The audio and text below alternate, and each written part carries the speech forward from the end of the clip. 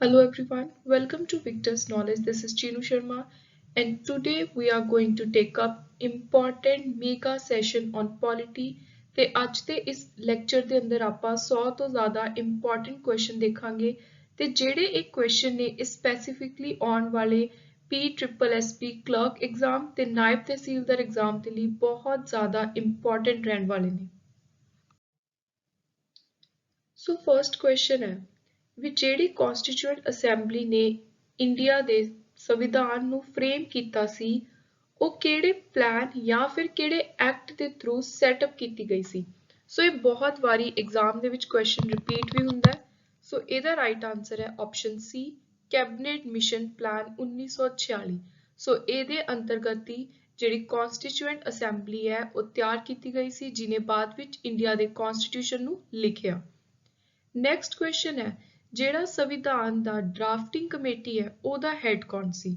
So who headed the drafting committee of the constitution ਤੇ ਇਹਦਾ right answer ਹੈ option D BR Ambedkar. Next is dash is borrowed from the Weimar constitution of Germany. So ਆਪਾਂ ਨੂੰ ਪਤਾ ਹੈ ਕਿ ਬਹੁਤ ਸਾਰੇ ਅਲੱਗ-ਅਲੱਗ ਸੋਰਸਿਸ ਨੇ, ਅਲੱਗ-ਅਲੱਗ ਕੰਟਰੀਜ਼ ਦੇ ਸੰਵਿਧਾਨ ਨੇ ਜਿਨ੍ਹਾਂ ਤੋਂ ਕੁਝ ਚੀਜ਼ਾਂ ਨੂੰ ਆਪਾਂ ਨੇ ਆਪਣੇ ਇੰਡੀਆ ਦੇ ਕਨਸਟੀਟਿਊਸ਼ਨ ਦੇ ਅੰਦਰ ਐਡ ਕੀਤਾ ਹੈ। ਸੋ ਉਰੇ ਪੁੱਛਿਆ ਗਿਆ ਵੀ ਜਰਮਨੀ ਦਾ ਜਿਹੜਾ ਵੇਈਮਾਰ ਕਨਸਟੀਟਿਊਸ਼ਨ ਹੈ ਉਹਦੇ ਵਿੱਚੋਂ ਆਪਾਂ ਨੇ ਕੀ ਲਿਆ ਸੀ ਜਿਹਨੂੰ ਇੰਡੀਆ ਦੇ ਕਨਸਟੀਟਿਊਸ਼ਨ 'ਚ ਐਡ ਕੀਤਾ। ਸੋ ਉੱਥੋਂ ਜਿਹੜੀ ਪ੍ਰੋਵੀਜ਼ਨ ਲਈ ਸੀ ਉਹ ਸੀ ਐਮਰਜੈਂਸੀ ਦੇ ਸਮੇਂ fundamental rights the suspension.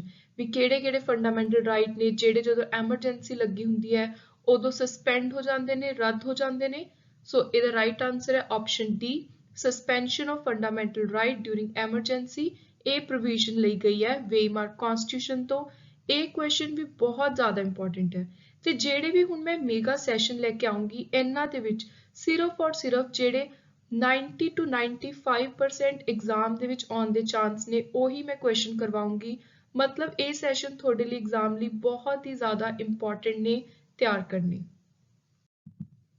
Next is preamble borrows the ideals of liberty, equality, fraternity from। ਸੋ ਜਿਹੜੇ ਆਪਣੇ ਇੰਡੀਆ ਦਾ ਸੰਵਿਧਾਨ ਹੈ ਉਹਦੇ ਇੱਕ ਇੰਟਰੋਡਕਟਰੀ ਪਾਰਟ ਹੈ ਪ੍ਰੀਐਂਬਲ ਜਿਹਦੇ ਵਿੱਚ ਕਾਫੀ ਸਾਰੇ ਅਲੱਗ-ਅਲੱਗ ਆਈਡੀਅਲਸ ਲਿਖੇ ਹੋਏ ਨੇ ਤੇ ਲਿਬਰਟੀ, ਇਕੁਐਲਿਟੀ, ਫਰੈਟਰਨਿਟੀ ਕਿੱਥੋਂ ਲਿਆ ਗਿਆ। ਸੋ ਇਹ ਆਈਡੀਆਜ਼ ਨਿਕਲੇ ਸੀ ਫ੍ਰੈਂਚ ਰੈਵੋਲੂਸ਼ਨ ਚੋਂ, option C. Preamble enshrine ideal spelled out in. So ਜਿਹੜੇ ਪ੍ਰੀਐਂਬਲ ਦੇ ਵਿੱਚ ਆਈਡੀਅਲਸ ਨੇ ਕੁਝ ਉਹ ਕਿੱਥੋਂ ਲਏ ਗਏ ਨੇ, ਹੋਰ ਕਿੱਥੋਂ ਲਏ ਗਏ ਨੇ ਇਹਨਾਂ ਚਾਰਾਂ ਦੇ ਵਿੱਚੋਂ। ਸੋ ਉਹ ਲਏ ਗਏ ਨੇ option D objective resolution of constituent assembly. So ਜਿਹੜੀ ਕਨਸਟੀਟਿਊਸ਼ਨ ਨੂੰ ਫਰੇਮ ਕਰਨ ਦੇ ਲਈ ਕੈਬਨਿਟ ਮਿਸ਼ਨ ਪਲਾਨ ਦੇ ਅੰਦਰ ਕਨਸਟੀਟਿਊਐਂਟ ਅਸੈਂਬਲੀ ਤਿਆਰ ਕੀਤੀ ਗਈ ਸੀ ਉਹਨੇ ਇੱਕ ਆਪਣੇ ਕੁਝ ਪ੍ਰਿੰਸੀਪਲ ਦਿੱਤੇ ਸੀ ਆਬਜੈਕਟਿਵ ਰੈਜ਼ੋਲੂਸ਼ਨ। ਸੋ ਉਹਨਾਂ ਦੇ ਵਿੱਚੋਂ ਕੁਝ ਆਈਡੀਆਜ਼ ਨੂੰ ਕੱਢ ਕੇ ਪ੍ਰੀਐਂਬਲ ਦੇ ਵਿੱਚ ਐਡ ਕੀਤਾ ਗਿਆ। ਸੋ ਇਹਦਾ ਰਾਈਟ ਆਨਸਰ ਹੈ ਆਪਸ਼ਨ ਡੀ। ਨੈਕਸਟ ਇਜ਼ ਜਿਹੜਾ ਸਟੇਟ ਰੀਆਰਗੇਨਾਈਜੇਸ਼ਨ ਐਕਟ ਸੀ ਉਹਨੇ ਕਿੰਨੀਆਂ ਸਟੇਟ ਤੇ ਕਿੰਨੀਆਂ ਯੂਨੀਅਨ ਟੈਰੀਟਰੀਜ਼ ਕ੍ਰੀਏਟ ਕੀਤੀਆਂ। ਸੋ ਉਹਨੇ ਕ੍ਰੀਏਟ ਕੀਤੀਆਂ ਸੀ 14 ਸਟੇਟ ਤੇ 6 ਯੂਨੀਅਨ ਟੈਰੀਟਰੀਜ਼।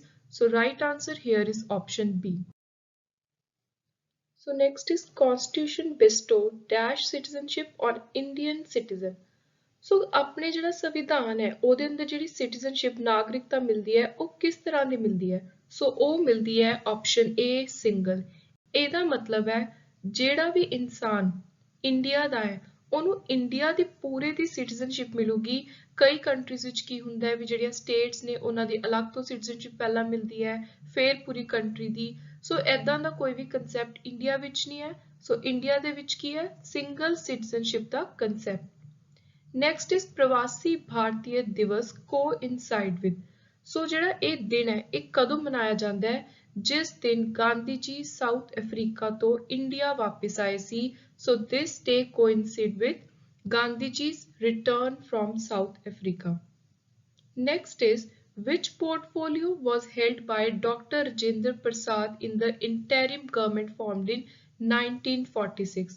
ਸੋ ਆਪਾਂ ਨੂੰ ਪਤਾ ਹੈ ਕਿ ਇੰਡੀਆ ਦੀ ਆਜ਼ਾਦੀ ਤੋਂ ਪਹਿਲਾਂ ਵੀ ਇਲੈਕਸ਼ਨਸ ਕਰਵਾਈਆਂ ਗਈਆਂ ਸੀ। ਇੱਕ temporary interim for the time being ਸਰਕਾਰ ਬਣਾਈ ਗਈ ਸੀ ਉਹਦੇ ਵਿੱਚ ਅਲੱਗ-ਅਲੱਗ ਮਿਨਿਸਟਰੀਆਂ ਹੈਂਡਓਵਰ ਕੀਤੀਆਂ ਸੀ ਤੇ ਕੁਐਸਚਨ ਹੈ ਡਾਕਟਰ ਰਜਿੰਦਰ ਪ੍ਰਸਾਦ ਨੂੰ ਕਿਹੜਾ ਪੋਰਟਫੋਲੀਓ ਮਿਲਿਆ ਸੀ। ਸੋ ਇਹਨਾਂ ਨੂੰ ਬਣਾਇਆ ਗਿਆ ਸੀ 1946 ਵਾਲੀ ਸਰਕਾਰ ਦੇ ਅੰਦਰ Food and Agriculture Minister, option C. So next is statutory recognition to the portfolio system. So portfolio system ਕਿਹੜਾ ਹੈ ਜਿਹੜਾ ਆਪਾਂ ਪਿੱਛੇ ਗੱਲ ਕਰਕੇ ਹਟਿਆ ਵੀ ਅਲੱਗ-ਅਲੱਗ ਮਿਨਿਸਟਰਸ ਨੂੰ ਕੁਝ ਡਿਪਾਰਟਮੈਂਟ ਸੌਂਪਣੇ। ਸੋ ਜਿਹੜਾ ਸਿਸਟਮ ਸੀ ਇੱਕ ਇਹਦੇ ਨਾਲ ਇੰਪੋਰਟੈਂਟ ਫੈਕਟ ਜੁੜਿਆ ਹੋਇਆ ਹੈ। ਪੋਰਟਫੋਲੀਓ ਸਿਸਟਮ ਨੂੰ ਇੰਟਰੋਡਿਊਸ ਕੀਤਾ ਸੀ ਲਾਰਡ ਕੈਨਿੰਗ ਨੇ। ਤੇ ਆਪਣਾ ਕੁਐਸਚਨ ਹੈ ਵੀ ਕਿਹੜੇ ਐਕਟ ਦੇ ਥਰੂ ਇਹਨੂੰ ਸਟੈਚੂਟਰੀ ਰੈਕੋਗਨੀਸ਼ਨ ਮਿਲੀ। ਸੋ ਇਹਨੂੰ ਸਟੈਚੂਟਰੀ ਰੈਕੋਗਨੀਸ਼ਨ ਮਿਲੀ option C Indian councils act of 1861 ਦੇ ਅੰਦਰ। ਤੇ ਉਸ ਸਮੇਂ ਦੇ ਜਿਹੜੇ ਗਵਰਨਰ ਜਨਰਲ ਤੇ ਵਾਇਸਰਾਏ ਸੀ ਉਹਨਾਂ ਦਾ ਨਾਮ ਵੀ ਆਪਾਂ ਯਾਦ ਰੱਖਣਾ ਹੈ। So mainly portfolio system introduce ਕੀਤਾ ਲਾਰਡ ਕੈਨਿੰਗ ਨੇ। ਨੈਕਸਟ ਕੁਐਸਚਨ ਬਾਰ-ਬਾਰ ਐਗਜ਼ਾਮ ਵਿੱਚ ਰਿਪੀਟ ਹੁੰਦਾ ਹੈ ਕਿਹੜਾ ਐਕਟ ਹੈ ਜਿਹਦੇ ਨਾਲ ਬ੍ਰਿਟਿਸ਼ ਗਵਰਨਮੈਂਟ ਨੂੰ ਇੰਡੀਆ ਦੇ ਅਫੇਅਰਸ ਉੱਤੇ ਐਡਮਿਨਿਸਟ੍ਰੇਸ਼ਨ ਉੱਤੇ ਡਾਇਰੈਕਟ ਕੰਟਰੋਲ ਮਿਲਿਆ। ਸੋ ਉਹ ਐਕਟ ਹੈ option C Pitt's India act of 1784। Next constituent assembly ਕਿਹੜੇ ਸਾਲ ਦੇ ਵਿੱਚ ਸੈਟਅਪ ਕੀਤੀ ਗਈ ਜਿਹਨੇ ਇੰਡੀਆ ਦੇ ਸੰਵਿਧਾਨ ਨੂੰ ਫਰੇਮ ਕੀਤਾ। ਸੋ ਇਹਦਾ ਰਾਈਟ ਆਨਸਰ ਹੈ ਆਪਸ਼ਨ ਬੀ 1946। ਨੈਕਸਟ ਇਸ ਕਨਸਟੀਟਿਊਸ਼ਨਲ ਗਵਰਨਮੈਂਟ ਕਿਸ ਤਰ੍ਹਾਂ ਦੀ ਗਵਰਨਮੈਂਟ ਹੁੰਦੀ ਹੈ। ਸੋ ਇੱਕ ਗਵਰਨਮੈਂਟ ਜਿਹੜੀ ਸੰਵਿਧਾਨ ਦੇ ਥਰੂ ਬਣੀ ਹੋਵੇ ਉਹ ਇੱਕ ਆਪਸ਼ਨ ਏ ਲਿਮਿਟਿਡ ਗਵਰਨਮੈਂਟ ਹੁੰਦੀ ਹੈ। ਮਤਲਬ ਕਿ ਜਿਹੜੀ ਉਹਦੀ ਪਾਵਰਸ ਹੁੰਦੀਆਂ ਨੇ ਉਹ ਸੰਵਿਧਾਨ ਦੇ ਅਕੋਰਡਿੰਗ ਹੀ ਚੱਲਣੀਆਂ ਹੁੰਦੀਆਂ ਨੇ। ਇਹ ਨਹੀਂ ਕਿ ਉਹ ਆਪਣੀ ਮਰਜ਼ੀ ਦੇ ਨਾਲ ਕਿਸੇ ਵੀ ਤਰ੍ਹਾਂ ਦੀ ਡਿਕਟੇਟਰਸ਼ਿਪ ਚਲਾ ਸਕਣ। ਸੋ ਨੈਕਸਟ ਹੈ ਵੀ ਕਿਹੜਾ ਸੋਰਸ ਗਲਤ ਮੈਚ ਕੀਤਾ ਹੋਇਆ ਹੈ ਵਿਚ ਫੀਚਰ ਐਂਡ ਸੋਰਸ ਆਰ ਰੋਂਗਲੀ ਮੈਚਡ। ਸੋ ਇਹਦੇ ਵਿੱਚ ਜਿਹੜੀ ਆਪਸ਼ਨ ਏ ਹੈ ਇਹ ਗਲਤ ਹੈ ਬ੍ਰਿਟਿਸ਼ ਪ੍ਰੈਕਟਿਸ। ਬਾਕੀ ਜਿਹੜੇ ਤਿੰਨ ਆਪਸ਼ਨ ਹੈ ਵੀ ਕੰਕਰੈਂਟ ਲਿਸਟ ਨੂੰ ਆਸਟਰੀਅਨ ਤੋਂ ਲਿਆਂਦਾ ਗਿਆ, ਡਾਇਰੈਕਟਿਵ ਪ੍ਰਿੰਸੀਪਲ ਨੂੰ ਇਰਿਸ਼ ਕਨਸਟੀਟਿਊਸ਼ਨ, ਫੰਡਾਮੈਂਟਲ ਰਾਈਟ ਨੂੰ ਯੂਐਸ ਕਨਸਟੀਟਿਊਸ਼ਨ। ਸੋ ਇਹ ਤਿੰਨੋਂ ਬਿਲਕੁਲ ਸਹੀ ਨੇ। ਸੋ ਜਿਹੜੀ ਫਰਸਟ ਆਪਸ਼ਨ ਹੈ ਜੁਡੀਸ਼ੀਅਲ ਰਿਵਿਊ ਦੀ ਇਹਦਾ ਰਾਈਟ ਆਨਸਰ ਆਊਗਾ ਉਰੇ constitution of USA। So America ਦੇ ਸੰਵਿਧਾਨ ਤੋਂ ਜੁਡੀਸ਼ੀਅਲ ਰਿਵਿਊ ਦੀ ਪਾਵਰ ਲਈ ਗਈ ਹੈ। Next is which one among the following has the power to regulate the right of citizenship in India? So ਕਦੇ ਵੀ ਨਾਗਰਿਕਤਾ ਦਾ ਜਿਹੜਾ ਰਾਈਟ ਹੈ ਉਹਨੂੰ ਰੈਗੂਲੇਟ ਕਰਨਾ ਹੈ ਉਹਦੀ ਮੇਨ ਪਾਵਰ ਕਿਹਦੇ ਕੋਲ ਹੈ। ਸੋ ਮੇਨ ਪਾਵਰ ਹੈ ਆਪਸ਼ਨ ਬੀ ਪਾਰਲੀਮੈਂਟ ਕੋਲ। ਸੋ ਨੈਕਸਟ ਹੈ ਵੀ ਲਿਬਰਲ ਡੈਮੋਕ੍ਰੇਸੀ ਦਾ ਮਤਲਬ ਕੀ ਹੈ। ਸੋ ਕਿਹੜੀ ਲਾਈਨ ਹੈ ਜਿਹੜੀ ਸਭ ਤੋਂ ਸਹੀ ਤਰੀਕੇ ਦੇ ਨਾਲ ਇਸ ਚੀਜ਼ ਨੂੰ ਦੱਸਦੀ ਹੈ। ਸੋ ਉਹ ਹੈ ਆਪਸ਼ਨ ਡੀ ਜਿਹੜੀ ਵੀ ਸਰਕਾਰ ਲਿਬਰਲੀ ਡੈਮੋਕ੍ਰੇਟਿਕ ਹੋਊਗੀ ਉਹ ਉੱਥੋਂ ਦੇ ਲੋਕਾਂ ਦੇ ਜਿਹੜੇ ਸਿਵਲ ਲਿਬਰਟੀਜ਼ ਨੇ ਫਰੀडम ਨੇ ਉਹਨਾਂ ਨੂੰ ਬਹੁਤ ਚੰਗੀ ਤਰ੍ਹਾਂ ਪ੍ਰੋਟੈਕਟ ਕਰੂਗੀ। ਸੋ ਲਿਬਰਲ ਦਾ ਮਤਲਬ ਹੈ ਫਰੀडम। ਸੋ ਜਿਹੜੀ ਲਿਬਰਲ ਡੈਮੋਕ੍ਰੇਸੀ ਵਾਲੀ ਸਰਕਾਰ ਹੋਗੀ ਉਹ ਜਿਵੇਂ ਆਪਾਂ ਨੂੰ ਪਤਾ ਹੈ ਕਿ ਇੰਡੀਆ ਦੇ ਵਿੱਚ ਆਪਣੇ ਕੋਲ ਕਿਹੜੇ-ਕਿਹੜੇ ਲਿਬਰਲ ਰਾਈਟਸ ਨੇ, ਫੰਡਾਮੈਂਟਲ ਰਾਈਟਸ ਨੇ, ਫਰੀडम ਰਾਈਟਸ ਨੇ। ਸੋ ਇਸ ਤਰ੍ਹਾਂ ਦੀਆਂ ਜਿਹੜੀਆਂ ਚੀਜ਼ਾਂ ਨੇ ਉਹ ਸਾਰੀਆਂ ਲਿਬਰਲ ਡੈਮੋਕ੍ਰੇਟਿਕ ਗਵਰਨਮੈਂਟ ਪ੍ਰੋਟੈਕਟ ਕਰਦੀ ਹੈ।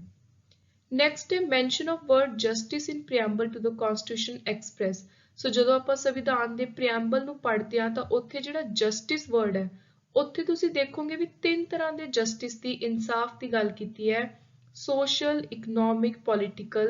So the right answer is option C.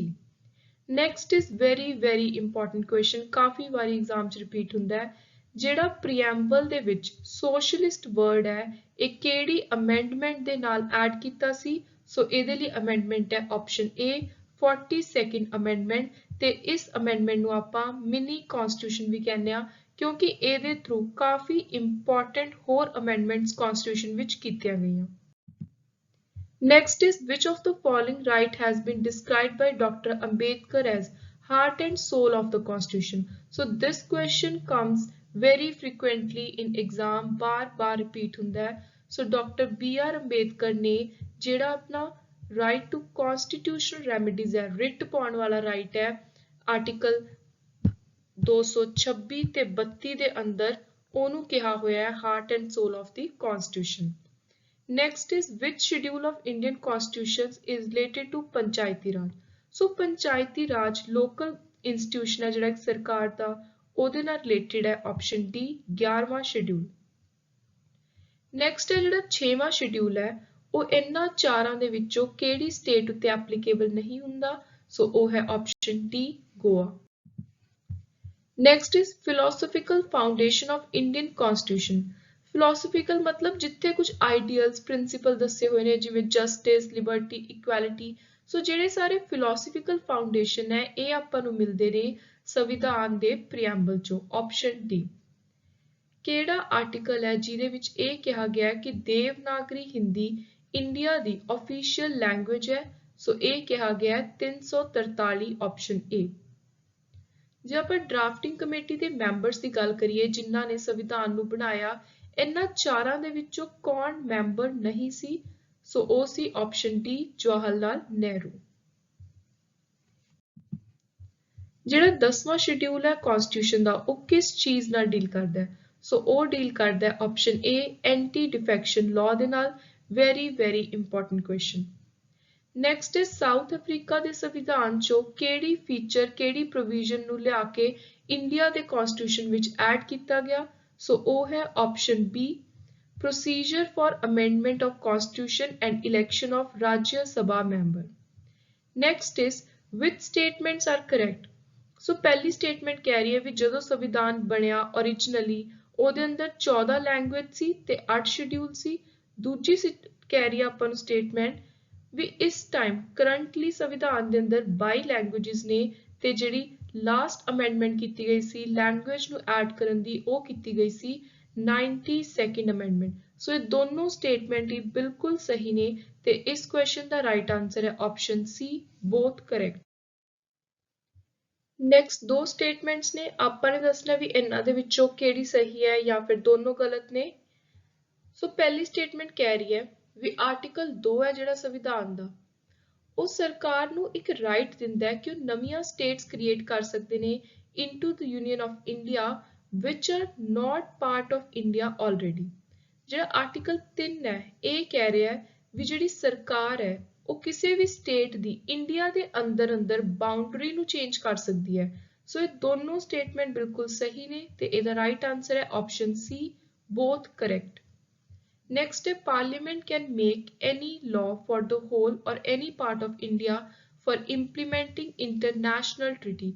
So, ਜੇ Parliament ਨੇ ਕੋਈ ਵੀ law ਬਣਾਉਣਾ ਹੈ ਚਾਹੇ ਇੰਡੀਆ ਦੇ ਪੂਰੇ ਪਾਰਟ ਉੱਤੇ ਲਾਗੂ ਹੁੰਦਾ ਹੋਵੇ ਜਾਂ ਕੁਝ ਹਿੱਸੇ ਉੱਤੇ ਲਾਗੂ ਹੁੰਦਾ ਹੋਵੇ ਕਿਸੇ ਵੀ ਇੰਟਰਨੈਸ਼ਨਲ ਅਗਰੀਮੈਂਟ ਜਾਂ ਟ੍ਰੀਟੀ ਨੂੰ ਇੰਪਲੀਮੈਂਟ ਕਰਵਾਉਣ ਦੇ ਲਈ ਲਾਗੂ ਕਰਵਾਉਣ ਦੇ ਲਈ ਸੋ ਉੱਥੇ ਜਿਹੜੀ ਸਟੇਟ ਦੀ ਕੰਸੈਂਟ ਹੈ ਉਹ ਪਾਰਲੀਮੈਂਟ ਨੂੰ ਨਹੀਂ ਚਾਹੀਦੀ ਜਿਹੜਾ ਇਹ ਕੁਐਸਚਨ ਹੈ ਵੀ ਰੀਸੈਂਟਲੀ ਇੱਕ ਐਗਜ਼ਾਮ ਦੇ ਵਿੱਚ ਆਇਆ ਸੀ so this is also very important question so in order to implement any international treaty parliament can do so without the consent of any state next is who among the following was the advisor of drafting committee of the constituent assembly so drafting committee ਦੇ advisor ਕੌਣ ਸੀ very important option D B.N. Rao ਕਿਹੜਾ schedule ਹੈ ਜਿਹਦੇ ਵਿੱਚ ਤਿੰਨ list ਦੀ ਗੱਲ ਕੀਤੀ ਹੈ ਜਿਹੜੀ ਯੂਨੀਅਨ ਤੇ ਸਟੇਟ ਦੇ ਵਿਚਾਲੇ ਅਲੱਗ-ਅਲੱਗ ਪਾਵਰਸ ਨੂੰ ਸਬਜੈਕਟ ਨੂੰ ਵੰਡਦੇ ਨੇ ਸੋ ਉਸ ਇੱਕ ਤਾਂ ਲਿਸਟ ਹੈ ਯੂਨੀਅਨ ਦੀ ਇੱਕ ਹੈ ਸਟੇਟ ਇੱਕ ਹੈ ਕਨਕਰੈਂਟ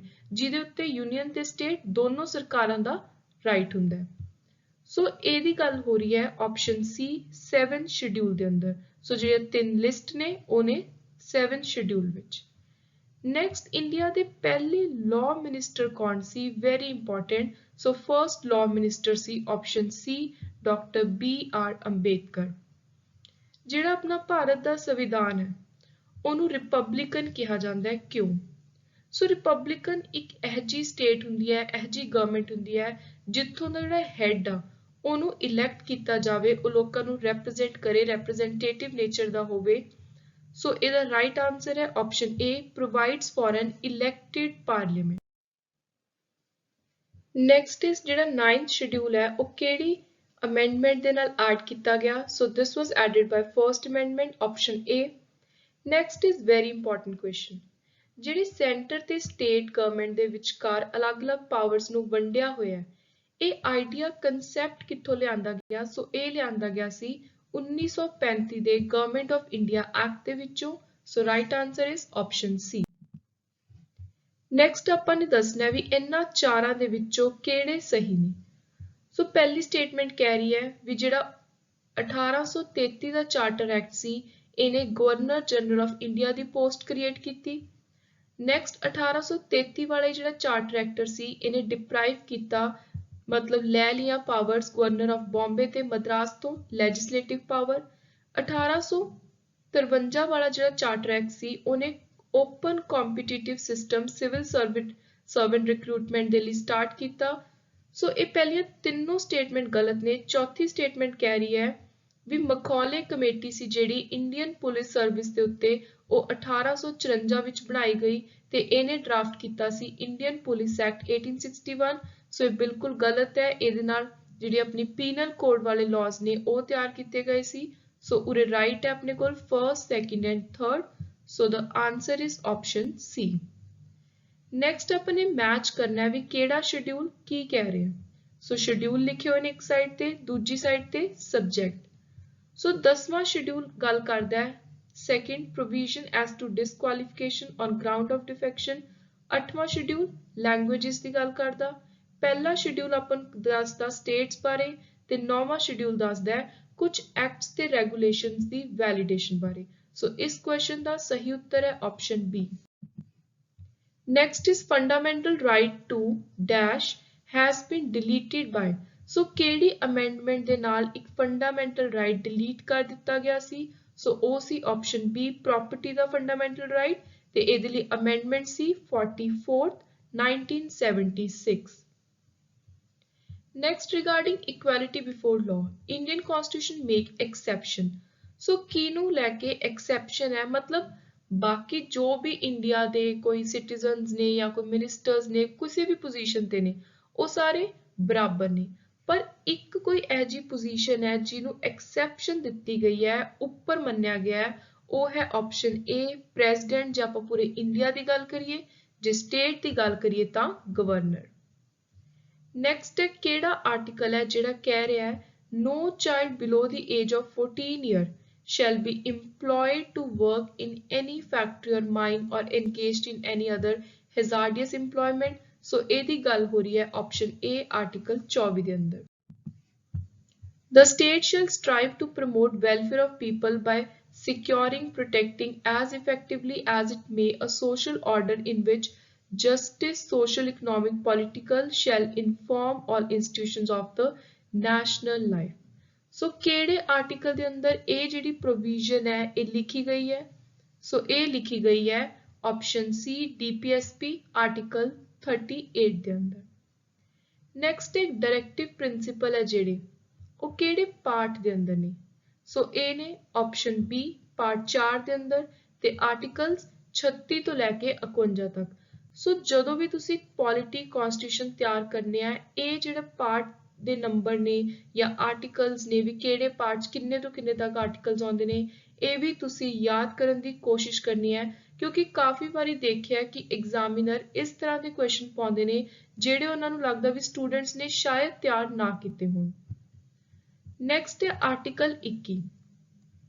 ਇਹ ਡਿਕਲੇਅਰ ਕਰਦਾ ਹੈ that no person shall be deprived of his life or liberty except according to procedure established by law। ਸੋ ਜਿਹੜੀ ਪ੍ਰੋਟੈਕਸ਼ਨ ਦਿੱਤੀ ਗਈ ਹੈ ਆਰਟੀਕਲ 21 ਦੇ ਅੰਦਰ ਉਹ ਦਿੱਤੀ ਗਈ ਹੈ ਅਗੇਂਸਟ ਆਰਬਿਟਰੀ ਐਗਜ਼ੀਕਿਊਟਿਵ ਐਕਸ਼ਨ ਮਤਲਬ ਕੋਈ ਵੀ ਆਪਣੀ ਪਾਵਰ ਦਾ ਕੋਈ ਵੀ ਐਗਜ਼ੀਕਿਊਟਿਵ ਆਫਿਸਰ ਹੈ ਜਾਂ ਪੁਲਿਸ ਵਾਲੇ ਨੇ ਉਹ ਗਲਤ ਇਸਤੇਮਾਲ ਨਾ ਕਰ ਸਕਣ। ਨੈਕਸਟ ਹੈ ਕਲਚਰਲ ਤੇ ਐਜੂਕੇਸ਼ਨਲ ਰਾਈਟਸ ਦੇ ਅੰਦਰ ਕੀ ਆਉਂਦਾ। ਸੋ ਇਹ ਤਿੰਨੋਂ ਹੀ ਇਹਦੇ ਅੰਦਰ ਆਉਂਦੇ ਨੇ। ਰਾਈਟ ਆਨਸਰ ਹੈ ਆਪਸ਼ਨ ਡੀ। ਇੱਕ ਤਾਂ ਵੀ ਜਿਹੜੇ ਮਾਈਨੋਰਿਟੀਜ਼ ਨੇ ਕੋਈ ਛੋਟੀ ਕਮਿਊਨਿਟੀ ਜਾਤ ਵਾਲੇ ਲੋਕ ਨੇ ਜਾਂ ਘੱਟ ਨੰਬਰ ਵਾਲੇ ਲੋਕ ਨੇ ਉਹਨਾਂ ਨੂੰ ਪੂਰਾ ਹੱਕ ਹੈ ਵੀ ਉਹ ਆਪਣਾ ਐਜੂਕੇਸ਼ਨਲ ਇੰਸਟੀਟਿਊਸ਼ਨ ਖੋਲ ਸਕਦੇ ਨੇ ਤੇ ਉਹਨੂੰ ਚਲਾ ਵੀ ਸਕਦੇ ਨੇ ਇਸਟੈਬਲਿਸ਼ ਐਂਡ ਐਡਮਿਨਿਸਟਰ। ਦੂਜੇ ਨੰਬਰ ਤੇ ਉਹਨਾਂ ਨੂੰ ਪੂਰਾ ਹੱਕ ਹੈ ਵੀ ਉਹ ਆਪਣੀ ਜੋ ਵੀ ਲੈਂਗੁਏਜ ਆ ਉਹਨੂੰ ਪ੍ਰਮੋਟ ਕਰਨ ਉੱਥੇ। ਤੀਜੇ ਨੰਬਰ ਤੇ ਕੋਈ ਵੀ ਡਿਸਕ੍ਰਿਮੀਨੇਸ਼ਨ ਨਹੀਂ ਕਰੂਗਾ ਐਡਮਿਸ਼ਨ ਨੂੰ ਲੈ ਕੇ ਕਿਸੇ ਵੀ ਐਜੂਕੇਸ਼ਨਲ ਇੰਸਟੀਟਿਊਸ਼ਨ ਦੇ ਵਿੱਚ ਕਿਹੜੇ ਗਰਾਊਂਡਸ ਉੱਤੇ ਰਿਲੀਜਨ ਰੇਸ ਕਾਸਟ। ਸੋ ਇਹ ਸਾਰੇ ਜਿਹੜੇ ਤਿੰਨੋਂ ਰਾਈਟਸ ਨੇ ਇਹ ਕਲਚਰਲ ਤੇ ਐਜੂਕੇਸ਼ਨਲ ਰਾਈਟਸ ਦਾ ਪਾਰਟ ਨੇ। ਨੈਕਸਟ ਕਿਹੜੀ ਰਿਟ ਹੈ ਜਿਹਦਾ ਮਤਲਬ ਹੈ ਵੀ ਕਮਾਂਡ। ਸੋ ਵੀ ਕਮਾਂਡ ਮਤਲਬ ਹੈ ਆਪਸ਼ਨ ਬੀ ਮੈਂਡੇਮਸ ਦਾ। Next writ of prohibition issued by Supreme Court High Court is issued against। So ਜਦੋਂ ਵੀ ਪ੍ਰੋਹਿਬਿਸ਼ਨ ਦੀ ਰਿਟ ਹੈ ਜਿਹੜੀ ਸੁਪਰੀਮ ਕੋਰਟ ਜਾਂ ਹਾਈ ਕੋਰਟ ਇਸ਼ੂ ਕਰਦੀ ਹੈ, ਇਹ ਕਿਹਦੇ ਅਗੇਂਸਟ ਇਸ਼ੂ ਕਰਦੀ ਹੈ? ਸੋ ਇਹ ਕਰੂਗੀ ਕੋਈ ਵੀ ਜੁਡੀਸ਼ੀਅਲ ਜਾਂ ਫਿਰ ਕੋਈ ਕੁਆਸਾਈ ਜੁਡੀਸ਼ੀਅਲ ਅਥਾਰਟੀ ਹੈ, ਜਿਵੇਂ ਟ੍ਰਾਈਬਿਊਨਲਸ ਵਗੈਰਾ ਹੋ ਗਏ। ਸੋ ਉਹਨਾਂ ਦਾ ਜੇ ਉਹਨਾਂ ਨੂੰ ਕੋਈ ਕੰਮ ਨਹੀਂ ਸਹੀ ਲੱਗ ਰਿਹਾ ਜਾਂ ਆਪਣੀ ਪਾਵਰ ਦਾ ਗਲਤ ਇਸਤੇਮਾਲ ਕਰ ਰਹੇ ਨੇ, ਤਾਂ ਉੱਥੇ ਸੁਪਰੀਮ ਕੋਰਟ ਹਾਈ ਕੋਰਟ ਉਹਨਾਂ ਨੂੰ ਪ੍ਰੋਹਿਬਿਟ ਕਰੂਗੀ, ਰੋਕੂਗੀ, ਇੱਕ ਰਿਟ ਇਸ਼ੂ ਹੋਊ। Under the Constitution of India, which one of the following is not a fundamental duty? So ਇਹਨਾਂ ਦੇ ਵਿੱਚੋਂ ਜਿਹੜੀ ਚੀਜ਼ fundamental duty ਨਹੀਂ ਹੈ ਉਹ ਹੈ option A, to vote in public election. Next is, can Parliament amend or modify any of the fundamental right given in the Constitution? Ki Parliament ਜਿਹੜੇ fundamental rights ਨੇ ਉਹਨਾਂ ਨੂੰ ਬਦਲ ਸਕਦੀ ਹੈ, change ਕਰ ਸਕਦੀ ਹੈ? ਹਾਂ, ਇਹਦਾ ਆਨਸਰ ਹੈ yes। ਤੇ ਕਿਵੇਂ ਕਰ ਸਕਦੀ ਹੈ? Option B, parliament can amend them by special majority। ਸੋ ਦੋ ਤਰ੍ਹਾਂ ਦੀਆਂ ਮੈਜੋਰਿਟੀਜ਼ ਚਾਹੀਦੀਆਂ ਹੁੰਦੀਆਂ ਨੇ, ਇੱਕ ਹੁੰਦੀ ਹੈ ਸਿੰਪਲ, ਇੱਕ ਹੁੰਦੀ ਹੈ ਸਪੈਸ਼ਲ। ਜੇ ਫੰਡਾਮੈਂਟਲ ਰਾਈਟਸ ਬਦਲਾਵ ਲੈ ਕੇ ਆਉਣਾ, ਅਮੈਂਡਮੈਂਟ ਕਰਨੀ ਹੈ, ਉੱਥੇ ਚਾਹੀਦੀ ਹੈ ਸਪੈਸ਼ਲ ਮੈਜੋਰਿਟੀ। ਨੈਕਸਟ ਹੈ economic justice as one of the objective of Indian Constitution has been provided। So economic justice ਇਹਦਾ ਮਤਲਬ ਹੈ ਕਿ ਸਾਰਿਆਂ ਨੂੰ ਇਕੁਅਲ ਪੇ ਮਿਲਣੀ ਚਾਹੀਦੀ ਹੈ। ਮੈਨ ਤੇ ਜਿਹੜੇ ਫੀਮੇਲ ਹੈ, ਮੇਲ ਫੀਮੇਲ ਹੈ, ਮੈਨ ਵਿਮਨ ਹੈ, ਉਹਨਾਂ ਦੇ ਵਿੱਚ ਕੋਈ ਭੇਦਭਾਵ ਨਹੀਂ ਕਰਨਾ। ਜਿਹਨੇ ਜਿੰਨਾ ਕੰਮ ਕੀਤਾ ਉਹਨੂੰ ਉਸ ਅਕੋਰਡਿੰਗ ਪੇ ਮਿਲੇ। ਸੋ ਇਹ ਸਾਰੀਆਂ ਜਿਹੜੀਆਂ ਇਕਨੋਮਿਕ ਪੁਆਇੰਟ ਦੀਆਂ ਗੱਲਾਂ ਹੋ ਰਹੀਆਂ ਨੇ, ਇੱਕ ਤਾਂ ਇਹ ਪ੍ਰੀਐਂਬਲ ਦੇ ਵਿੱਚ ਲਿਖਿਆ ਹੋਇਆ ਹੈ, ਦੂਜਾ ਇਹਦੇ ਲਈ directive principal of state policy ਦੇ ਅੰਦਰ ਪ੍ਰੋਵੀਜ਼ਨ ਹੈ। ਸੋ ਇਹਦਾ ਰਾਈਟ ਆਨਸਰ ਹੈ ਆਪਸ਼ਨ ਬੀ। ਨੈਕਸਟ ਇਸ ਕਿਹੜਾ ਆਰਟੀਕਲ ਹੈ ਜਿਹੜਾ ਸਪੈਸ਼ਲੀ ਵਿਲੇਜ ਪੰਚਾਇਤ ਦੀ ਗੱਲ ਕਰਦਾ ਹੈ? ਸੋ ਉਹ ਹੈ ਆਰਟੀਕਲ 40। ਨੈਕਸਟ ਇਸ instrument of instruction on government of India act 1935 has been incorporated in the Constitution of India in the year 1950 as। ਸੋ ਜਿਹੜਾ ਸੰਵਿਧਾਨ ਹੈ ਉਹਦੇ ਅੰਦਰ ਕੁਝ ਐਡ ਕੀਤਾ ਗਿਆ 1935 ਐਕਟ ਚੋਂ ਲੈ ਕੇ ਇੰਸਟਰੂਮੈਂਟ ਆਫ ਇੰਸਟਰਕਸ਼ਨ। ਸੋ ਇਹਨਾਂ ਨੂੰ ਐਡ ਕੀਤਾ ਗਿਆ as option D, emergency provision. Next is directive principal of state policy ਦੀ ਕਿਹੜੀ ਇਹਨਾਂ ਚਾਰਾਂ ਦੇ ਵਿੱਚੋਂ ਸਹੀ ਡਿਸਕ੍ਰਿਪਸ਼ਨ ਨਹੀਂ ਹੈ, ਜਿਹੜਾ ਸਹੀ ਮਤਲਬ ਨਹੀਂ ਦਰਸਾਉਂਦਾ? ਸੋ ਉਹ ਹੈ ਆਪਸ਼ਨ ਡੀ। ਸੋ ਆਪਸ਼ਨ ਡੀ ਕਹਿ ਰਹੀ ਹੈ ਵੀ ਡਾਇਰੈਕਟਿਵ ਪ੍ਰਿੰਸੀਪਲ ਪ੍ਰੋਮਿਸ ਕਰਦੇ ਨੇ ਕਿ ਹਰ ਕਿਸੇ ਨੂੰ ਇਕੁਅਲ ਇਨਕਮ ਮਿਲੂ ਤੇ ਫ੍ਰੀ ਹੈਲਥ ਕੇਅਰ ਮਿਲੂ ਸਾਰੇ ਦੇ ਸਾਰੇ ਇੰਡੀਅਨਸ ਨੂੰ। ਸੋ ਇਹ ਬਿਲਕੁਲ ਗਲਤ ਹੈ, ਏਦਾਂ ਦੀ ਕੋਈ ਗੱਲ ਨਹੀਂ ਹੈ ਡਾਇਰੈਕਟਿਵ ਪ੍ਰਿੰਸੀਪਲਸ। ਹਾਂ, ਡਾਇਰੈਕਟਿਵ ਪ੍ਰਿੰਸੀਪਲਸ ਇਹ ਜ਼ਰੂਰ ਕਹਿੰਦੇ ਨੇ ਵੀ ਸਾਰਿਆਂ ਨੂੰ ਬਰਾਬਰ ਕੰਮ ਦੇ ਅਕੋਰਡਿੰਗ ਪੇ ਮਿਲੇ, ਕਿਸੇ ਵੀ ਮੇਲ ਫੀਮੇਲ ਦੇ ਵਿੱਚ ਡਿਸਕ੍ਰਿਮੀਨੇਸ਼ਨ ਨਾ ਹੋਵੇ, equal pay for equal work. Also health care ਦੀ ਵੀ ਗੱਲ ਹੋ ਰਹੀ ਹੈ ਕਿ ਵਿਮਨ ਨੂੰ, ਚਿਲਡਰਨ ਨੂੰ ਜਾਂ 올ਡ ਏਜ ਨੂੰ, ਸੋ ਜੋ ਵੀ ਨੀਡੀ ਪੀਪਲ ਨੇ ਉਹਨਾਂ ਨੂੰ ਮਿਲੇ। ਪਰ ਇਹਦਾ ਇਹ ਮਤਲਬ ਨਹੀਂ ਹੈ ਕਿ ਆਲ ਇੰਡੀਅਨਸ ਨੂੰ ਫ੍ਰੀ ਹੈਲਥ ਕੇਅਰ ਮਿਲੇ। ਨੈਕਸਟ ਹੈ which of the following is a human right as well as a fundamental right under Constitution of India? ਸੋ ਕਿਹੜਾ ਰਾਈਟ ਹੈ ਜਿਹੜਾ ਇੱਕ ਤਾਂ ਮਨੁੱਖੀ ਅਧਿਕਾਰ ਵੀ ਹੈ ਨਾਲ ਹੀ ਫੰਡਾਮੈਂਟਲ ਰਾਈਟ ਵੀ ਹੈ? ਸੋ ਉਹ ਹੈ right to education, option B. Next is which of the following statement regarding constitutionally granted right to education in India is correct? ਸੋ ਇਹਦੇ ਵਿੱਚੋਂ ਸਹੀ ਹੈ option D। ਜਿਹੜਾ ਇਹ ਰਾਈਟ ਹੈ ਇਹ ਹਰ ਇੰਡੀਆ ਦੇ ਚਿਲਡਰਨ ਨੂੰ ਦਿੱਤਾ ਜਾਊਗਾ ਜਿਹੜਾ 6 ਤੋਂ ਲੈ ਕੇ 14 ਸਾਲ ਦੀ ਉਮਰ ਦੇ ਵਿੱਚ ਆਉਂਦਾ। ਤੇ ਇਹਦੇ ਲਈ ਅਮੈਂਡਮੈਂਟ ਕਿਹੜੀ ਕੀਤੀ ਗਈ? 86th amendment. ਨੈਕਸਟ ਇਸ ਇਹਨਾਂ ਚਾਰ ਆਪਸ਼ਨਸ ਦੇ ਵਿੱਚੋਂ ਫੰਡਾਮੈਂਟਲ ਡਿਊਟੀ ਕਿਹੜੀ ਨਹੀਂ ਹੈ? ਸੋ ਜਿਹੜੀ ਫੰਡਾਮੈਂਟਲ ਡਿਊਟੀ ਨਹੀਂ ਹੈ ਉਹ ਹੈ option D, to practise family planning and to control population. So ਇਹ ਚੀਜ਼ਾਂ ਵੈਸੇ ਜਿਹੜੀ ਸਰਕਾਰਾਂ ਨੇ ਅਲੱਗ-ਅਲੱਗ ਸਕੀਮਸ ਦੇ ਥਰੂ ਲੋਕਾਂ ਨੂੰ ਦੱਸਦੀਆਂ ਨੇ ਵੀ ਫੈਮਿਲੀ ਪਲੈਨਿੰਗ ਦੇ ਕੀ ਬੈਨੀਫਿਟਸ ਨੇ, ਪਰ ਇਹਦੇ ਫੰਡਾਮੈਂਟਲ ਡਿਊਟੀ ਇਹਦੇ ਨਾਲ ਰਿਲੇਟਡ ਕੋਈ ਵੀ ਨਹੀਂ ਹੈ। Next, which of the following freedom is not specifically mentioned is in Constitution of India as a fundamental right but has been subsequently upheld by Supreme Court? So Supreme Court ने एक ऐसा right है जिन्हों ਮੰਨਿਆ ਕਿ ਇਹ fundamental rights ਦਾ part ਹੀ ਹੈ, 19(1)A ਦਾ part ਹੈ। ਸੋ ਇਹ ਹੈ option D, freedom of press। as such ਇਹ directly ਜਿਹੜੇ main heads ਨੇ ਆਪਣੇ ਕੋਲ fundamental rights ਦੇ ਉਹਨਾਂ ਦੇ ਅੰਦਰ ਨਹੀਂ ਆਉਂਦਾ, पर freedom of the press एक important fundamental right ਦਾ part है। Next is the purpose of inclusion of directive principle in constitution is। So main ਜਿਹੜਾ ਮਕਸਦ ਸੀ ਡਾਇਰੈਕਟਿਵ ਪ੍ਰਿੰਸੀਪਲ ਨੂੰ ਐਡ ਕਰਨ ਦਾ ਉਹ ਸੀ ਆਪਸ਼ਨ ਡੀ ਸੋਸ਼ਲ ਤੇ ਇਕਨੋਮਿਕ ਡੈਮੋਕ੍ਰੇਸੀ ਲੈ ਕੇ ਆਉਣਾ। ਸੋ ਜਿਹੜੇ ਫੰਡਾਮੈਂਟਲ ਰਾਈਟਸ ਨੇ ਉਹਨਾਂ ਦਾ ਏਮ ਸੀ ਪੋਲੀਟੀਕਲ ਡੈਮੋਕ੍ਰੇਸੀ, ਇਹ ਵੀ ਤੁਸੀਂ ਯਾਦ ਰੱਖਣਾ ਹੈ, ਤੇ ਸੋਸ਼ਲ ਤੇ ਇਕਨੋਮਿਕ ਡੈਮੋਕ੍ਰੇਸੀ DPSP।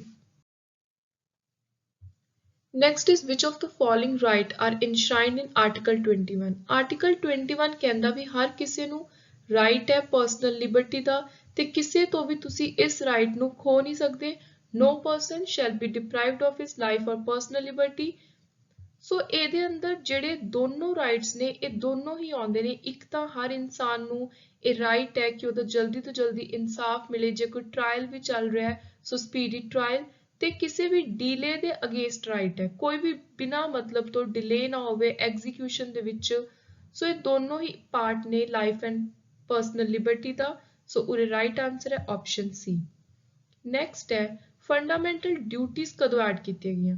ਸੋ ਫੰਡਾਮੈਂਟਲ ਡਿਊਟੀਜ਼ ਐਡ ਕੀਤੀਆਂ ਗਈਆਂ ਆਪਸ਼ਨ ਬੀ 1976 ਦੇ ਅੰਦਰ। Next is match the following. So ਇੱਕ ਸਾਈਡ ਤੇ ਆਪਣੇ ਕੋਲ ਆਰਟੀਕਲਸ ਨੇ, ਦੂਜੀ ਸਾਈਡ ਤੇ ਪ੍ਰੋਵੀਜ਼ਨਸ ਨੇ। ਸੋ ਪਹਿਲਾ ਹੈ ਆਰਟੀਕਲ 14। ਆਰਟੀਕਲ 14 ਮੈਚ ਕਰਦਾ ਹੈ ਆਪਸ਼ਨ 2 ਨੂੰ। The state shall not deny to any person equality before law or equal protection of law within the territory of India। Next है आर्टिकल 15 कह रहा है the state shall not discriminate against any citizen। ਜਿਹੜੀ state ਹੈ ਕੋਈ ਵੀ ਸਰਕਾਰ ਹੈ ਉਹ ਇਸ ਤਰ੍ਹਾਂ ਦੇ rules ਬਣਾਓ ਕਿ ਕਿਸੇ ਨਾਲ ਵੀ ਕੋਈ ਭੇਦਭਾਵ ਨਾ ਹੋਵੇ। Next ਹੈ ਆਰਟੀਕਲ 16। ਸੋ ਆਰਟੀਕਲ 16 ਕਹਿ ਰਿਹਾ ਹੈ ਵੀ ਹਰ ਕਿਸੇ ਨੂੰ employment ਦੇ ਅੰਦਰ ਪ੍ਰੋਪਰ ਬਰਾਬਰ ਦੀ ਓਪਰਚੁਨਿਟੀ ਮਿਲੂ। ਤੇ ਆਰਟੀਕਲ 17 ਵੈਰੀ ਇੰਪੋਰਟੈਂਟ, ਇਹ ਕਹਿੰਦਾ ਵੀ ਕਿਸੇ ਦੇ ਨਾਲ ਵੀ ਤੁਸੀਂ ਅਨਟੱਚੇਬਿਲਿਟੀ ਨਹੀਂ ਕਰਨੀ, ਕਿਸੇ ਨੂੰ ਛੋਟਾ ਵੱਡਾ ਨਹੀਂ ਸਮਝਣਾ, ਕੋਈ ਰੇਸ ਕਾਸਟ ਰਿਲੀਜਨ ਦੇ ਬੇਸ ਉੱਤੇ। ਸੋ ਜਿਹੜੀ ਅਨਟੱਚੇਬਿਲਿਟੀ ਦੀ ਪ੍ਰੈਕਟਿਸ ਹੈ ਇਹਨੂੰ ਪੂਰੀ ਤਰ੍ਹਾਂ ਫੋਰਬਿਟ ਕੀਤਾ ਹੈ, ਅਬੋਲਿਸ਼ ਕੀਤਾ ਹੈ ਆਰਟੀਕਲ 17 ਨੇ। ਸੋ ਇਸ ਕੁਐਸਚਨ ਦਾ ਰਾਈਟ ਆਨਸਰ ਹੈ ਆਪਸ਼ਨ ਸੀ। ਨੈਕਸਟ ਜਿਹੜੀ ਇੰਡੀਆ ਦੀ ਜੁਡੀਸ਼ਰੀ ਹੈ ਇਹਨੂੰ ਕੌਣ ਹੈਡ ਕਰਦਾ ਹੈ? So Indian judiciary is headed by option B Supreme court of India. Supreme Court India ਦੀ ਏਪੈਕਸ ਸਭ ਤੋਂ ਟੌਪ ਮੋਸਟ ਕੋਰਟ ਹੈ। Whom does President consult in appointing judges other than Chief Justice of India? So Chief Justice of India the appointment ਤੋਂ ਬਿਨਾਂ ਜੇ ਬਾਕੀ ਹੋਰ ਜੱਜਿਸ ਦੀ appointment ਕਰਨੀ ਹੈ ਤਾਂ ਉੱਥੇ ਪ੍ਰੈਜ਼ੀਡੈਂਟ ਕਿਹਨੂੰ ਕੰਸਲਟ ਕਰੂ? ਸੋ ਉਹ ਕੰਸਲਟ ਕਰਨਗੇ option D Supreme court of India ਦੇ ਚੀਫ ਜਸਟਿਸ ਨੂੰ। Next is which of the following is false with regard to qualification of ਜੱਜ of supreme court of India. So ਇਹਨਾਂ ਦੇ ਵਿੱਚੋਂ ਜਿਹੜੀ ਗਲਤ ਕੁਆਲੀਫਿਕੇਸ਼ਨ ਹੈ ਉਹ ਹੈ option B he should have been a judge of high court or 2 or more such court for at least 10 years। So 10 ਦੀ ਜਗ੍ਹਾ ਤੇ ਜਿਹੜਾ time period ਹੈ ਉਹ ਹੈ 5 years the. Next is ad hoc judges are appointed by the chief justice with। So ਜਦੋਂ ਵੀ ਜ਼ਰੂਰਤ ਹੈ ad hoc judges appoint ਕੀਤੇ ਜਾ ਸਕਦੇ ਨੇ, temporary judges। So ਕਦੋਂ ਜਿਹੜਾ chief justice ਹੈ ਇਹ ਕਿਹਨੂੰ consult ਕਰਕੇ appoint ਕਰਨਗੇ? ਸੋ ਉਰੇ ਰਾਈਟ ਆਨਸਰ ਹੈ option C both A and B, president ਨੂੰ ਨਾਲ ਹੀ chief justice of high court concerned only. So ਜਿਹੜੀ ਹਾਈ ਕੋਰਟ ਦੇ ਵਿੱਚ ਆਪਾਂ ਨੇ ਕਿਸੇ ਵੀ ਐਡਹੌਕ ਜੱਜ ਨੂੰ ਅਪਾਇੰਟ ਕਰਨਾ ਹੈ ਸੋ ਉੱਥੇ ਕੰਸਲਟੇਸ਼ਨ ਹੋਊਗੀ chief justice the. Which of the following is not within the original jurisdiction of Supreme Court? So supreme court ਦੀ ਓਰੀਜਨਲ ਜੁਰਿਸਡਿਕਸ਼ਨ ਦੇ ਵਿੱਚ ਜਿਹੜਾ ਨਹੀਂ ਆਉਂਦਾ, ਇਹ ਕੁਐਸਚਨ ਵੀ ਬਾਰ-ਬਾਰ ਐਗਜ਼ਾਮ ਵਿੱਚ ਰਿਪੀਟ ਹੁੰਦਾ ਹੈ। ਸੋ ਉਹ ਹੈ ਆਪਸ਼ਨ ਏ ਕਿਸੇ ਵੀ ਸਰਕਾਰ ਤੇ ਇੱਕ ਇੰਡੀਵਿਜੂਅਲ ਦੇ ਵਿਚਕਾਰ ਦਾ ਜਿਹੜਾ ਕੋਈ ਡਿਸਪਿਊਟ ਹੈ, ਇਸ਼ੂ ਹੈ, ਉਹ ਸੁਪਰੀਮ ਕੋਰਟ ਦੀ ਓਰੀਜਨਲ ਜੁਰਿਸਡਿਕਸ਼ਨ ਵਿੱਚ ਨਹੀਂ ਆਉਂਦਾ। ਬਾਕੀ ਜੇ ਕਿਸੇ ਇੱਕ ਸਟੇਟ ਦੀ ਦੂਜੇ ਸਟੇਟ ਦੇ ਨਾਲ ਕੋਈ ਇਸ਼ੂ ਹੈ, ਕੋਈ ਲੜਾਈ ਹੈ, ਜਾਂ ਇੰਡੀਆ ਦੀ ਜਿਹੜੀ ਸੈਂਟਰਲ ਸਰਕਾਰ ਹੈ ਉਹਦੀ ਕਿਸੇ ਹੋਰ ਸਟੇਟ ਨਾਲ ਲੜਾਈ ਹੈ, ਤਾਂ ਇਦਾਂ ਦੇ ਜੋ ਵੀ ਡਿਸਪਿਊਟ ਨੇ ਇਹ ਤਿੰਨੋਂ ਸੁਪਰੀਮ ਕੋਰਟ ਦੀ ਓਰੀਜਨਲ ਜੁਰਿਸਡਿਕਸ਼ਨ ਦੇ ਅੰਦਰ ਆਉਂਦੇ ਆ। Next is which of the following has the power to extend the jurisdiction of supreme court of India.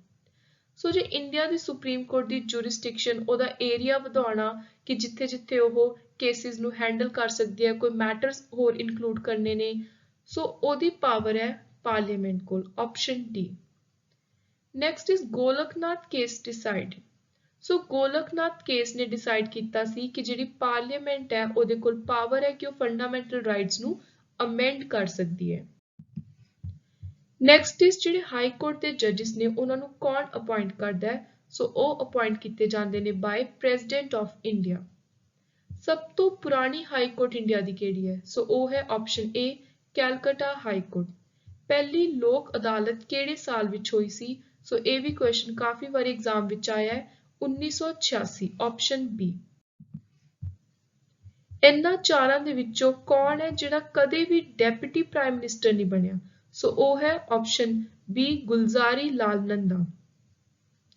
ਸਭ ਤੋਂ ਲੰਬੇ ਸਮੇਂ ਦੇ ਲਈ ਪ੍ਰਾਈਮ ਮਿਨਿਸਟਰ ਰਹਿਣ ਵਾਲੇ ਕੌਣ ਨੇ? So he is option A Morarji Desai. Next is who among the following was the fourth president of India? India ਦੇ ਚੌਥੇ ਰਾਸ਼ਟਰਪਤੀ ਸੀ, option C VV Giri. Which of the following tools of control may be adopted for raising a discussion in the House on a matter of urgent public importance?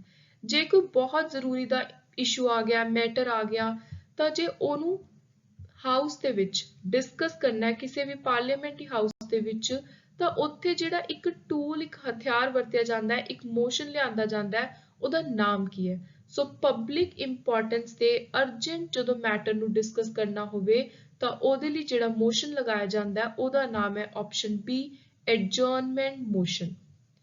Next is ਸੰਵਿਧਾਨ ਦੇ according ਲੋਕ ਸਭਾ ਨੂੰ ਕਦੋਂ ਮਿਲਣਾ ਚਾਹੀਦਾ ਹੈ? ਮਿਨੀਮਮ। ਸੋ minimum at least 1 ਸਾਲ ਦੇ ਵਿੱਚ 2 ਵਾਰੀ, ਤੇ ਮੈਕਸਿਮਮ 6 ਮਹੀਨੇ ਦਾ ਜਿਹੜਾ ਟਾਈਮ ਪੀਰੀਅਡ ਹੈ ਉਹ ਇਨਕਰੀਜ਼ ਨਹੀਂ ਹੋਣਾ ਚਾਹੀਦਾ। ਮਤਲਬ ਇੱਕ ਸੈਸ਼ਨ ਤੇ ਦੂਜੇ ਸੈਸ਼ਨ ਦੇ ਵਿਚਾਲੇ 6 ਮਹੀਨੇ ਤੋਂ ਜ਼ਿਆਦਾ ਦਾ ਗੈਪ ਨਹੀਂ ਹੋ ਸਕਦਾ।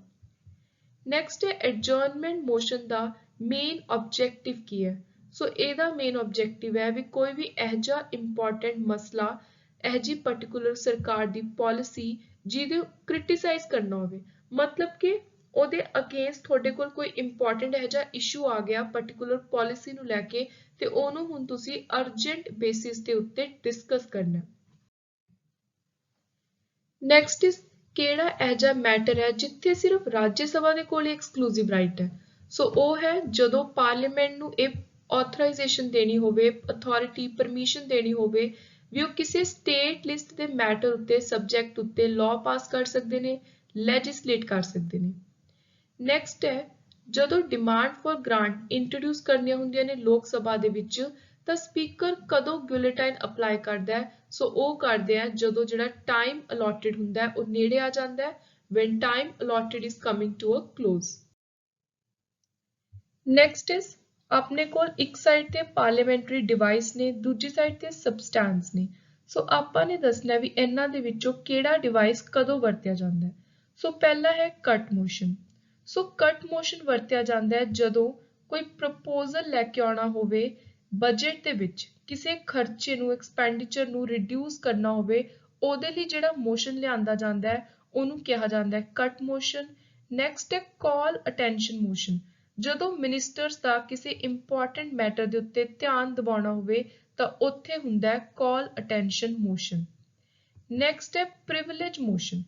ਸੋ ਪ੍ਰਿਵਿਲੇਜ ਮੋਸ਼ਨ ਕਦੋਂ ਲਿਆਂਦਾ ਜਾਂਦਾ ਹੈ? ਜਦੋਂ ਸਪੀਕਰ ਨੂੰ ਉਹਦਾ ਧਿਆਨ ਦਿਵਾਉਣਾ ਹੋਵੇ ਵੀ ਕਿਸੇ ਵੀ ਮਿਨਿਸਟਰ ਦੇ ਦੁਆਰਾ ਕੋਈ ਜਿਹੜਾ ਆਨਸਰ ਹੈ, ਜਵਾਬ ਹੈ, ਉਹ ਗਲਤ ਦਿੱਤਾ ਗਿਆ ਜਾਂ ਫਿਰ ਅਧੂਰਾ ਦਿੱਤਾ ਗਿਆ, ਇਨਕੰਪਲੀਟ ਹੈ। ਸੋ ਉਸ ਸਮੇਂ ਜਿਹੜਾ ਸਪੀਕਰ ਦਾ ਉਸ ਚੀਜ਼ ਦੇ ਵੱਲ ਧਿਆਨ ਦਿਵਾਉਣ ਦੇ ਲਈ ਮੋਸ਼ਨ ਹੁੰਦਾ ਹੈ ਉਹਨੂੰ ਕਿਹਾ ਜਾਂਦਾ ਹੈ ਪ੍ਰਿਵਿਲੇਜ ਮੋਸ਼ਨ। ਤੇ ਲਾਸਟ ਵਿੱਚ ਹੈ ਐਡਜਰਨਮੈਂਟ ਮੋਸ਼ਨ। ਜਦੋਂ ਹਾਊਸ ਦਾ ਜਿਹੜਾ ਨਾਰਮਲ ਕੰਮ ਚੱਲ ਰਿਹਾ ਉਹਨੂੰ ਇੰਟਰਪਟ ਕਰਨਾ ਹੋਵੇ, ਰੋਕਣਾ ਹੋਵੇ, ਸੋ ਉੱਥੇ ਲਗਾਇਆ ਜਾਂਦਾ ਹੈ ਐਡਜਰਨਮੈਂਟ ਮੋਸ਼ਨ। ਸੋ ਇਸ ਕੁਐਸਚਨ ਦਾ ਰਾਈਟ ਆਂਸਰ ਹੈ ਆਪਸ਼ਨ ਏ। Next ਹੈ which one of the following power of Rajya Sabha is provided in Constitution of India? ਸੋ ਇਹਨਾਂ ਦੇ ਵਿੱਚੋਂ ਸੰਵਿਧਾਨ ਦੇ ਵਿੱਚ ਕਿਹਾ ਗਿਆ ਹੈ ਵੀ ਜਿਹੜੀ ਰਾਜ ਸਭਾ ਹੈ ਉਹ ਮਨੀ ਬਿੱਲ ਨੂੰ ਡਿਲੇ ਕਰ ਸਕਦੀ ਹੈ for a period not exceeding 14 ਦਿਨ। ਸੋ ਰਾਜ ਸਭਾ ਦੇ ਕੋਲ ਜੇ ਲੋਕ ਸਭਾ ਤੋਂ ਕੋਈ ਵੀ ਮਨੀ ਬਿੱਲ ਜਾਂਦਾ ਹੈ ਐਕਸੈਪਟੈਂਸ ਦੇ ਲਈ, ਜਾਂ ਰਾਜ ਸਭਾ ਉਤੇ ਨਾ ਵੀ ਕਰਨੀ ਚਾਹੁੰਦੀ ਹੈ, ਤਾਂ ਉਹਦੇ ਕੋਲ ਮੈਕਸਿਮਮ ਟਾਈਮ ਪੀਰੀਅਡ ਹੈ ਡਿਲੇ ਕਰਨ ਦਾ, ਜਵਾਬ ਦੇਣ ਦਾ ਉਸ ਮਨੀ ਬਿੱਲ ਉੱਤੇ 14 ਦਿਨਾਂ ਦਾ। ਸੋ ਰਾਜ ਸਭਾ ਨੇ ਜੇ 14 ਦਿਨ ਤੋਂ ਜ਼ਿਆਦਾ ਟਾਈਮ ਪੀਰੀਅਡ ਦੇ ਲਈ ਮਨੀ ਬਿੱਲ ਨੂੰ ਆਪਣੇ ਕੋਲ ਐਜ਼ ਇਟ ਇਜ਼ ਰੱਖ ਲਿਆ ਤਾਂ ਇਹ ਮੰਨਿਆ ਜਾਂਦਾ ਹੈ ਵੀ ਰਾਜ ਸਭਾ ਨੇ ਮਨੀ ਬਿੱਲ ਨੂੰ ਐਕਸੈਪਟ ਕਰ ਲਿਆ ਤੇ ਉਹ ਪਾਸ ਹੋ ਗਿਆ। Next is the method of election of members of Rajya Sabha on the basis of proportional representation by state legislature was borrowed from. So ਜਿਹੜੇ ਤਰੀਕੇ ਦੇ ਨਾਲ ਰਾਜ ਸਭਾ ਦੇ ਮੈਂਬਰਸ ਨੂੰ ਇਲੈਕਟ ਕੀਤਾ ਜਾਂਦਾ ਹੈ ਇਹ ਮੈਥਡ ਜਿਹੜਾ ਇਹ ਬੋਰੋ ਕੀਤਾ ਸੀ ਸਾਊਥ ਅਫਰੀਕਾ ਦੇ ਕਨਸਟੀਟਿਊਸ਼ਨ ਚੋਂ। ਸੋ right answer is option C. Next is ਕਿਹੜਾ ਸ਼ਡਿਊਲ ਹੈ ਜਿਹੜਾ ਡੀਲ ਕਰਦਾ ਹੈ council of state the seats ਦੇ ਨਾਲ ਵੀ ਕਿੰਨੀਆਂ ਸਟੇਟਸ ਐਲੋਕੇਟ ਕਰਨੀਆਂ ਨੇ। ਸੋ ਉਹ ਹੈ option B 4th schedule. Article 312 ਇਹਦੇ ਅੰਦਰ ਕਿਹਾ ਗਿਆ the Raj Sabha has exclusive power to recommend the constitution which of the following। ਸੋ ਇਹਨਾਂ ਚਾਰਾਂ ਦੇ ਵਿੱਚੋਂ ਆਰਟੀਕਲ 312 ਦੇ ਅਕੋਰਡਿੰਗ ਰਾਜ ਸਭਾ ਦੇ ਕੋਲ ਐਕਸਕਲੂਸਿਵ ਜੂਰਿਸਡਿਕਸ਼ਨ ਹੈ ਵੀ ਉਹ ਆਲ ਇੰਡੀਆ ਸਰਵਿਸਿਜ਼ ਲੈ ਕੇ ਆਉਣ ਦੇ ਲਈ ਕਹਿ ਸਕਦੇ ਨੇ। ਸੋ ਜਿਵੇਂ ਆਲ ਇੰਡੀਆ ਜੁਡੀਸ਼ੀਅਲ ਸਰਵਿਸਿਜ਼ ਦੀ ਹੁਣ ਕਾਫੀ ਗੱਲ ਹੋ ਰਹੀ ਹੈ ਵੀ ਯੂਪੀਐਸਸੀ ਦੀ ਤਰ੍ਹਾਂ ਜੁਡੀਸ਼ਰੀ ਲਈ ਵੀ ਇੱਕ ਪੂਰਾ ਆਲ ਇੰਡੀਆ ਲੈਵਲ ਦੇ ਉੱਤੇ ਐਗਜ਼ਾਮ ਕਰਵਾਇਆ ਜਾਵੇ। ਸੋ ਇਸ ਚੀਜ਼ ਦਾ ਜਿਹੜਾ ਐਕਸਕਲੂਸਿਵ ਰਾਈਟ ਹੈ ਪਾਵਰ ਹੈ ਰეკਮੈਂਡ ਕਰਨ ਦੀ ਉਹ ਹੈ ਰਾਜ ਸਭਾ ਦੇ ਕੋਲ। ਨੈਕਸਟ ਇਜ਼ ਜਿਹੜੇ ਕੰਸੋਲੀਡੇਟਡ ਫੰਡ ਆਫ ਇੰਡੀਆ ਦੇ ਵਿੱਚੋਂ ਪੇਮੈਂਟਸ ਹੁੰਦੀਆਂ ਨੇ ਉਹ ਪੇਮੈਂਟ ਨੂੰ ਆਥੋਰਾਈਜ਼ ਕੌਣ ਕਰਦਾ ਹੈ ਪਰਮਿਟ ਕੌਣ ਕਰਦਾ ਹੈ। ਸੋ ਇਹਦੇ ਲਈ ਆਪਣੇ ਕੋਲ ਹੈ ਆਪਸ਼ਨ ਬੀ ਅਪਰੋਪਰੀਏਸ਼ਨ ਐਕਟ। ਨੈਕਸਟ ਹੈ ਕੌਣ ਡਿਸਾਈਡ ਕਰਦਾ ਵੀ ਇੱਕ ਪਾਰਟਿਕੂਲਰ ਬਿੱਲ ਮਨੀ ਬਿੱਲ ਹੈ ਜਾਂ ਨਹੀਂ। ਸੋ ਇਹ ਕੁਐਸਚਨ ਵੀ ਬਹੁਤ ਹੀ ਜ਼ਿਆਦਾ ਇੰਪੋਰਟੈਂਟ ਹੈ ਐਗਜ਼ਾਮਸ ਦੇ ਲਈ ਤੇ ਇਹ ਡਿਸਾਈਡ ਕਰਦਾ ਹੈ ਆਪਸ਼ਨ ਡੀ ਸਪੀਕਰ ਆਫ ਦ ਲੋਕ ਸਭਾ। Next is if a member of either house of parliament is without the permission of house absent from all meeting thereof for more than a certain period, house may declare his seat vacant। So ਜੇ ਕਿਸੇ ਵੀ parliament ਦੇ house ਦਾ ਚਾਹੇ ਰਾਜ ਸਭਾ ਦਾ ਲੋਕ ਸਭਾ ਦਾ ਕੋਈ ਵੀ member ਬਿਨਾਂ permission ਤੋਂ absent ਹੈ ਤਾਂ ਕਿੰਨੇ ਸਮੇਂ ਬਾਅਦ ਉਹਨੂੰ ਸੀਟ ਨੂੰ ਵੇਕੈਂਟ ਡਿਕਲੇਅਰ ਕੀਤਾ ਜਾਂਦਾ ਹੈ ਖਾਲੀ ਡਿਕਲੇਅਰ ਕੀਤਾ ਜਾਂਦਾ ਹੈ। ਸੋ ਇਹਦਾ ਆਨਸਰ ਹੈ ਆਪਸ਼ਨ ਏ 60 ਡੇ। ਸੋ ਇਹਦਾ ਮਤਲਬ ਹੈ ਵੀ ਜੇ ਕੋਈ ਵੀ ਮੈਂਬਰ 60 ਦਿਨ ਬਿਨਾਂ ਕਿਸੇ ਨੂੰ ਦੱਸੇ ਜਾਣਕਾਰੀ ਤੋਂ ਹਾਊਸ ਦੀ ਐਬਸੈਂਟ ਰਹੇ ਤਾਂ ਉਹਦੀ ਸੀਟ ਨੂੰ ਖਾਲੀ ਡਿਕਲੇਅਰ ਕੀਤਾ ਜਾਊਗਾ। ਜਿਹੜਾ ਰੇਲਵੇ ਬਜਟ ਹੈ ਸੈਂਟਰਲ ਬਜਟ ਦਾ ਉਹ ਕਿਹੜੇ ਸਾਲ ਦੇ ਵਿੱਚ ਸੈਪਰੇਟ ਕੀਤਾ ਗਿਆ ਸੀ। ਸੋ the year was option B 1921। What will follow if a money bill is substantially amended by Rajya Sabha। ਸੋ ਜੇ ਮਨੀ ਬਿੱਲ ਰਾਜ ਸਭਾ ਦੇ ਕੋਲ ਗਿਆ ਤੇ ਰਾਜ ਸਭਾ ਨੇ ਉਹਦੇ ਵਿੱਚ ਕੋਈ ਅਮੈਂਡਮੈਂਟਸ ਕੀਤੀਆਂ ਤਾਂ ਉੱਥੇ ਕੀ ਹੋਊਗਾ ਜਿਹੜੀ ਲੋਕ ਸਭਾ ਹੈ ਉਹ ਉਸ ਬਿੱਲ ਨੂੰ ਉਸੇ ਤਰ੍ਹਾਂ ਅੱਗੇ ਲੈ ਕੇ ਜਾ ਸਕਦੀ ਹੈ ਤੇ ਲੋਕ ਸਭਾ ਦੀ ਉੱਥੇ ਮਰਜ਼ੀ ਹੈ ਵੀ ਜਿਹੜੀ ਰਾਜ ਸਭਾ ਨੇ ਅਮੈਂਡਮੈਂਟ ਕੀਤੀਆਂ ਉਹਨੂੰ ਐਕਸੈਪਟ ਕਰੇ ਜਾਂ ਨਾ ਕਰੇ। ਸੋ ਲੋਕ ਸਭਾ may still proceed with the bill accepting or not accepting the recommendation of ਰਾਜ ਸਭਾ। ਸੋ ਇਹਦਾ ਮਤਲਬ ਇਹ ਹੈ ਵੀ ਜਿਹੜਾ ਮਨੀ ਬਿੱਲ ਆ ਉਹਦੇ ਉੱਤੇ ਮੇਨ ਜਿਹੜਾ ਮੇਜਰ ਰਾਈਟ ਹੈ ਉਹ ਸਿਰਫ ਲੋਕ ਸਭਾ ਦਾ ਹੈ ਕਿਉਂਕਿ ਇੱਕ ਤਾਂ ਉਹ ਸਟਾਰਟਿੰਗ ਵਿੱਚ ਹੀ ਇੰਟਰੋਡਿਊਸ ਵੀ ਲੋਕ ਸਭਾ ਵਿੱਚ ਹੁੰਦਾ ਹੈ ਮਨੀ ਬਿੱਲ। ਰਾਜ ਸਭਾ ਦੇ ਕੋਲ ਜਾਣਾ ਸਿਰਫ ਇੱਕ ਮੀਅਰ ਫਾਰਮੈਲਿਟੀ ਹੈ। ਲੋਕ ਸਭਾ ਨੂੰ ਜੇ ਕਦੇ ਸਹੀ ਲੱਗੇ ਰਾਜ ਸਭਾ ਦੀ ਰეკਮੈਂਡੇਸ਼ਨ ਤਾਂ ਉਹ ਮੰਨ ਵੀ ਸਕਦੇ ਨੇ ਪਰ ਵੈਸੇ ਲੋਕ ਸਭਾ ਦੀ ਕੋਲ ਇੱਕ ਪ੍ਰੋਪਰ ਰਾਈਟ ਹੈ ਕਿ ਉਹ ਬਿਨਾਂ ਰਾਜ ਸਭਾ ਦੀ ਰეკਮੈਂਡੇਸ਼ਨ ਮੰਨੇ ਮਨੀ ਬਿੱਲ ਨੂੰ ਐਜ਼ ਇਟ ਇਜ਼ ਜਿਵੇਂ ਉਹਨਾਂ ਨੇ ਪਾਸ ਕੀਤਾ ਸੀ ਉਸੇ ਤਰ੍ਹਾਂ ਅੱਗੇ ਲੈ ਕੇ ਜਾ ਸਕਦੇ ਨੇ ਪ੍ਰੈਜ਼ੀਡੈਂਟ ਕੋਲ ਪੇਸ਼ ਕਰ ਸਕਦੇ ਨੇ। ਸੋ ਉਰੇ ਤੁਸੀਂ ਇਹ ਚੀਜ਼ ਧਿਆਨ ਦਿਮਾਗ 'ਚ ਰੱਖਣੀ ਹੈ ਜਿੱਥੇ ਵੀ ਮਨੀ ਬਿੱਲ ਦੀ ਗੱਲ ਆ ਗਈ ਉੱਥੇ ਜ਼ਿਆਦਾ ਰਾਈਟਸ ਕਿਹਦੇ ਕੋਲ ਨੇ ਲੋਕ ਸਭਾ ਕੋਲ। ਨੈਕਸਟ ਹੈ ਜਿਹੜਾ ਜੁਆਇੰਟ ਸੈਸ਼ਨ ਕਰਵਾਇਆ ਜਾਂਦਾ ਹੈ ਦੋ ਪਾਰਲੀਮੈਂਟਰੀ ਹਾਊਸ ਦਾ ਉਹਨੂੰ ਕੌਣ ਚੇਅਰ ਕਰਦਾ ਹੈ ਹੈਡ ਕੌਣ ਕਰਦਾ ਹੈ। ਸੋ ਉਹਨੂੰ ਹੈਡ ਕਰਦਾ ਹੈ ਆਪਸ਼ਨ ਬੀ ਜਿਹੜਾ ਲੋਕ ਸਭਾ ਦਾ ਸਪੀਕਰ ਹੁੰਦਾ ਹੈ। So speaker of the house of the people. So next is article 368 ਦੇ ਅੰਦਰ ਜੇ ਕੋਈ ਵੀ ਕਨਸਟੀਟਿਊਸ਼ਨਲ ਅਮੈਂਡਮੈਂਟ ਬਿੱਲ ਪਾਸ ਕਰਨਾ ਪਾਰਲੀਮੈਂਟ ਨੇ ਤਾਂ ਉਹਦੇ ਲਈ ਕਿੰਨੀ ਮੈਜੋਰਿਟੀ ਚਾਹੀਦੀ ਹੈ। ਸੋ ਇਹਦਾ ਰਾਈਟ ਆਨਸਰ ਹੈ ਆਪਸ਼ਨ ਡੀ ਜਾਂ ਤਾਂ ਜਿੰਨੇ ਵੀ ਟੋਟਲ ਮੈਂਬਰਸ ਨੇ ਉਹਨਾਂ ਦੀ ਸਿੱਧੀ ਮੈਜੋਰਿਟੀ ਹੋਵੇ ਜਾਂ ਫਿਰ ਜਿਹੜੀ ਮੈਜੋਰਿਟੀ ਹੈ ਮੇਨਲੀ ਇਹ ਕਿ ਦੇਖਿਆ ਜਾਂਦਾ ਹੈ ਵੀ ਜਿੰਨੇ ਵੀ ਮੈਂਬਰ ਉਸ ਸਮੇਂ ਉੱਥੇ ਪ੍ਰੈਜ਼ੈਂਟ ਨੇ ਤੇ ਵੋਟ ਕਰ ਰਹੇ ਨੇ 2/3 ਤੋਂ ਘੱਟ ਦੀ ਮੈਜੋਰਿਟੀ ਨਾ ਹੋਵੇ। ਸੋ ਮਿਨੀਮਮ ਮੈਜੋਰਿਟੀ ਜਿਹੜੀ ਚਾਹੀਦੀ ਹੈ ਉਹ ਚਾਹੀਦੀ ਹੈ 2/3 ਦੀ। ਨੈਕਸਟ ਹੈ ਟਰਮ ਗਿਲਟਾਈਨ ਇਹਦਾ ਮਤਲਬ ਕੀ ਹੈ। ਸੋ ਇਹਦਾ ਮਤਲਬ ਹੈ ਵੀ ਜਿਹੜਾ ਸਪੀਕਰ ਹੈ ਹਾਊਸ ਦਾ ਉਹ ਕਿਸੇ ਵੀ ਬਿਜ਼ਨਸ ਨੂੰ ਰੋਕ ਸਕਦਾ ਹੈ, stop the business on hand and put the matter to vote. So ਕਿਸੇ ਵੀ ਸਮੇਂ ਜਦੋਂ ਸਪੀਕਰ ਨੂੰ ਲੱਗੇ ਜਿਹੜੀ ਡਿਸਕਸ਼ਨ ਚੱਲ ਰਹੀ ਹੁੰਦੀ ਹੈ ਉਹ ਰੋਕ ਸਕਦਾ ਹੈ ਉਸਨੂੰ ਡਿਸਕਸ਼ਨ ਨੂੰ, ਤੇ ਉੱਥੇ ਉਸੇ ਸਮੇਂ ਰੋਕ ਕੇ VOTING ਕਰਵਾਉਣ ਦੇ ਲਈ ਕਹਿ ਸਕਦਾ ਹੈ ਵੀ ਹੁਣ ਤੁਸੀਂ VOTING ਦਿਓ। ਨੈਕਸਟ ਹੈ while discussing a budget parliament cannot। ਸੋ ਜਦੋਂ ਵੀ ਬਜਟ ਦੀ ਡਿਸਕਸ਼ਨ ਹੁੰਦੀ ਹੈ ਤਾਂ ਪਾਰਲੀਮੈਂਟ ਡਿਮਾਂਡ ਨੂੰ ਵਧਾ ਨਹੀਂ ਸਕਦੀ। ਸੋ option D is the right answer. Next is which one among the following carries out demarcation of electoral constituency। So VOTING ਵਗੈਰਾ ਦੇ ਲਈ ਜਿਹੜੀ ਇਲੈਕਟਰਲ ਕਨਸਟੀਟੂਐਂਸੀ ਨੂੰ ਵੰਡਿਆ ਜਾਂਦਾ ਹੈ ਸੈਂਸਸ ਦੇ ਅਕੋਰਡਿੰਗ, ਸੋ ਉਹਦੇ ਲਈ ਇੱਕ ਕਮਿਸ਼ਨ ਹੈ ਜਿਹਦਾ ਨਾਮ ਹੈ ਡੀਲਿਮਿਟੇਸ਼ਨ ਕਮਿਸ਼ਨ, ਆਪਸ਼ਨ ਸੀ।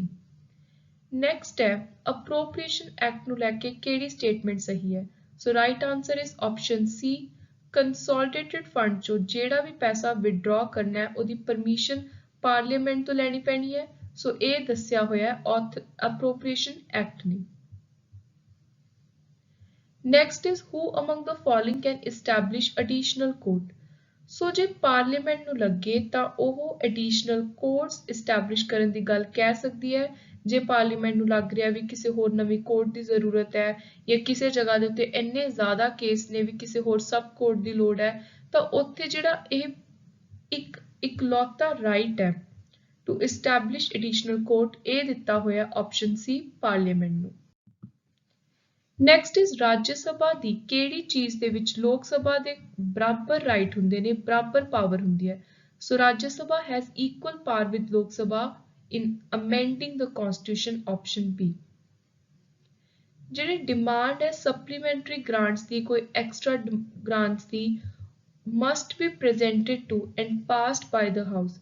ਸੋ ਕਦੋਂ ਪ੍ਰੈਜ਼ੈਂਟ ਕਰ ਸਕਦੇ ਹਾਂ ਆਪਾਂ ਇਹ ਡਿਮਾਂਡ, ਸੋ ਇਹ ਕਰ ਸਕਦੇ ਹਾਂ ਫਾਈਨੈਂਸ਼ੀਅਲ ਈਅਰ ਦੇ ਖਤਮ ਹੋਣ ਤੋਂ ਪਹਿਲਾਂ ਪਹਿਲਾਂ। ਸੋ option A before the end of respective financial year. Next ਹੈ 0R ਦਾ ਕੀ ਮਤਲਬ ਹੈ। ਇਹ ਕੁਐਸਚਨ ਵੀ ਕਾਫੀ ਵਾਰੀ ਐਗਜ਼ਾਮ ਵਿੱਚ ਪੁੱਛਿਆ ਜਾਂਦਾ ਹੈ। ਸੋ ਕੁਐਸਚਨ ਆਰ ਤੇ ਜਿਹੜੀ ਨੈਕਸਟ ਆਈਟਮ ਹੁੰਦੀ ਹੈ ਏਜੰਡਾ ਦੇ ਉੱਤੇ ਉਹ ਪੁੱਛਣ ਤੋਂ ਪਹਿਲਾਂ ਵਾਲਾ ਜਿਹੜਾ ਸਮਾਂ ਹੁੰਦਾ ਹੈ ਉਹਨੂੰ ਕਿਹਾ ਜਾਂਦਾ ਹੈ 0R। So time between question hour and next item on the agenda. ਜਦੋਂ ਇੱਕ ਆਰਡੀਨਰੀ ਬਿੱਲ ਨੂੰ ਰੈਫਰ ਕੀਤਾ ਜਾਂਦਾ ਹੈ ਜੁਆਇੰਟ ਸਿਟਿੰਗ ਦੇ ਲਈ ਤਾਂ ਉਹਨੂੰ ਕਿਵੇਂ ਪਾਸ ਕਰਨਾ ਹੁੰਦਾ ਹੈ। ਸੋ ਉੱਥੇ ਸਿੰਪਲ ਮੈਜੋਰਿਟੀ ਦੇ ਨਾਲ ਪਾਸ ਕੀਤਾ ਜਾ ਸਕਦਾ ਹੈ ordinary bill. So right answer is option A. Next is ਕਿਹੜੇ ਆਰਟੀਕਲ ਦੇ ਵਿੱਚ ਕਿਹਾ ਗਿਆ ਹੈ that no tax shall be levied or collected except by authority of law।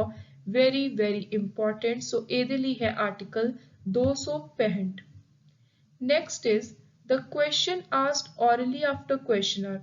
question hour ਤੋਂ ਬਾਅਦ ਜਿਹੜਾ ਬੋਲ ਕੇ ਕੁਐਸਚਨ ਪੁੱਛਿਆ ਜਾਂਦਾ ਹੈ ਹਾਊਸ ਦੇ ਵਿੱਚ ਉਹਨੂੰ ਕਿਹਾ ਜਾਂਦਾ ਹੈ option A supplementary question.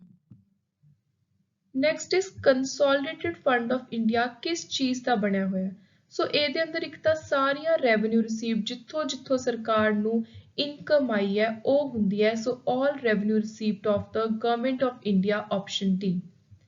Next is a grant provided by Parliament in respect of estimated expenditure for the part of ensuing financial year pending the regular passage of budget। So ਜਿੱਥੇ estimate ਕੀਤਾ ਜਾਂਦਾ ਵੀ ਇੰਨਾ ਖਰਚਾ ਹੋ ਸਕਦਾ ਹੈ, ਕਿਤੇ emergency ਵਿੱਚ ਖਰਚਾ ਹੋ ਸਕਦਾ ਹੈ, ਸੋ ਇਹਦੇ ਲਈ ਜਿਹੜੀ ਗ੍ਰਾਂਟ ਹੈ ਉਹਦਾ ਨਾਮ ਹੈ option C vote on account। Next is the quorum to hold a meeting of a House of State of Legislature shall be। ਸੋ ਜੇ ਕਿਸੇ ਵੀ ਸਟੇਟ ਲੈਜਿਸਲੇਚਰ ਦੇ ਹਾਊਸ ਦੀ ਮੀਟਿੰਗ ਹੋਣੀ ਹੈ ਤਾਂ ਉਹਦੇ ਲਈ ਕਿੰਨੇ ਲੋਕ ਹੋਣੇ ਜ਼ਰੂਰੀ ਨੇ।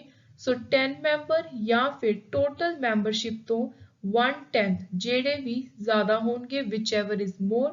ਸੋ right answer is option D. Next is legislative assembly of a state can pass a resolution to abolish or create a legislative council।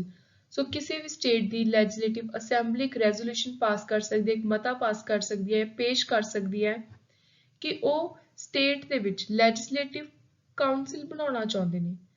ਸੋ ਇਹਦੇ ਲਈ ਜਿਹੜੀ ਮੈਂਬਰਸ਼ਿਪ ਦੀ ਇੱਕ ਮੈਜੋਰਿਟੀ ਚਾਹੀਦੀ ਹੁੰਦੀ ਹੈ ਉਹ ਹੈ 2/3 ਜਾਂ ਫਿਰ ਜਿੰਨੇ ਟੋਟਲ ਮੈਂਬਰਸ ਨੇ ਉਹਨਾਂ ਦੀ ਮੈਜੋਰਿਟੀ ਹੋਵੇ। So majority of total membership and by a majority of not less than 2/3 member present and voting। ਸੋ ਜੇ ਸਾਰੇ ਮੈਂਬਰ ਨਹੀਂ ਆਏ ਤਾਂ ਜਿੰਨੇ ਪ੍ਰੈਜ਼ੈਂਟ ਨੇ ਤੇ ਵੋਟ ਪਾ ਰਹੇ ਨੇ ਉਹਨਾਂ ਦੇ 2/3 ਹੋਣੇ ਜ਼ਰੂਰੀ ਨੇ। ਸੋ ਆਪਣਾ ਅੱਜ ਦਾ ਲਾਸਟ ਇੰਪੋਰਟੈਂਟ ਕੁਐਸਚਨ ਹੈ ਇਸ ਮੇਗਾ ਸੈਸ਼ਨ ਦੇ ਅੰਦਰ which one of the following is not correct with respect to power of governor regarding a bill passed by state legislature। ਸੋ ਇਹਨਾਂ ਦੇ ਵਿੱਚੋਂ ਜਿਹੜੀ ਸਟੇਟਮੈਂਟ ਗਲਤ ਹੈ ਉਹ ਹੈ option D he shall have no alternative but to give his assent to bill। ਸੋ ਇਦਾਂ ਦੀ ਕੋਈ ਚੀਜ਼ ਨਹੀਂ ਹੈ, ਜਿਹੜਾ ਗਵਰਨਰ ਹੈ ਉਹ ਆਪਣੇ ਕੋਲ ਬਿੱਲ ਰਿਜ਼ਰਵ ਕਰਕੇ ਰੱਖ ਸਕਦਾ ਹੈ ਜਦੋਂ ਤੱਕ ਵੀ ਉਹਦਾ ਦਿਲ ਕਰੇ। ਸੋ ਇਹ ਸਟੇਟਮੈਂਟ ਗਲਤ ਹੈ। So this was all about today's lecture। I hope you liked this video। ਬਾਕੀ ਜਿਹੜੇ ਮੈਂ ਨੈਕਸਟ ਸੈਸ਼ਨ ਵੀ ਲੈ ਕੇ ਆਉਂਗੀ ਪੋਲਿਟੀ ਦੇ ਉਹਦੇ ਅੰਦਰ ਜਿਹੜੇ ਰਿਮੇਨਿੰਗ ਇੰਪੋਰਟੈਂਟ ਟੌਪਿਕਸ ਹੈ ਜਿਵੇਂ ਇੰਸਟੀਚਿਊਟ ਹੋ ਗਏ ਲੋਕਲ ਗਵਰਨਮੈਂਟ ਦੇ ਉਹ ਸਾਰੇ ਆਪਾਂ ਡਿਸਕਸ ਕਰਾਂਗੇ। So keep supporting Victor's Knowledge। Do subscribe to my channel। Thank you and good luck।